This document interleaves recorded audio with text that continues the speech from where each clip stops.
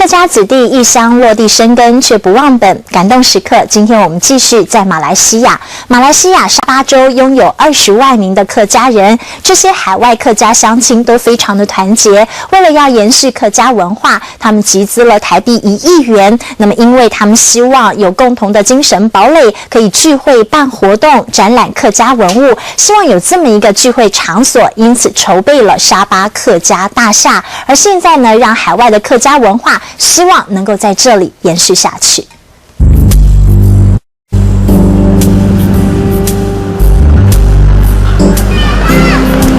马来西亚沙巴州只比台湾大2倍，但是有30多个种族，而华人就占了20%，其中有60%是客家人。1、3、2、1。为我大家给出中原，龙开。唱山歌、聚餐、联络感情，这是沙巴客家工会最常举办的活动。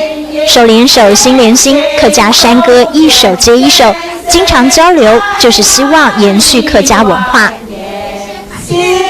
有人唱歌，有人打拍子，就算当地用的是马来文，他们还是习惯用客家话来沟通。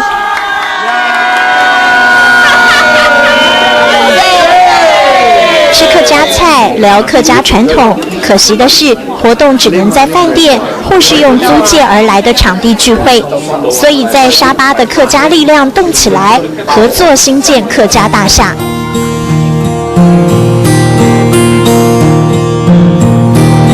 客家大厦连造型都很客家，以圆形的客家土楼为主题，就是希望在沙巴也能兴建客家地标。而把计划付诸行动的，就是总会长邓福如。100台咧，叫佢坐一條間，150台叫間一條，200條叫佢開晒。在工地忙进忙出，要跟客家乡亲说明客家大厦未来的规划蓝图。除了有办公场所，还设计了展览厅，要展示客家文物。而大型的宴会厅也在兴建当中，未来这里可以容纳4000多名的客家人。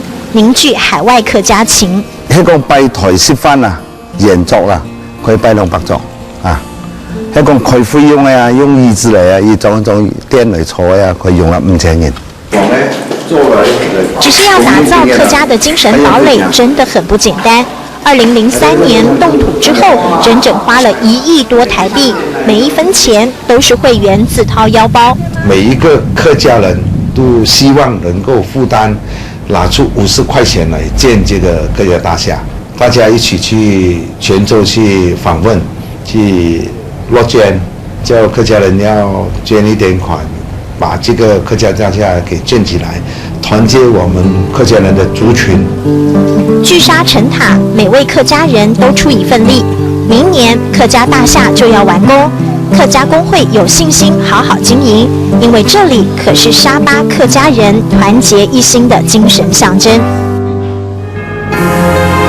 客家土樓要在南洋沙巴矗立，許下10年大願，凝聚文化傳承。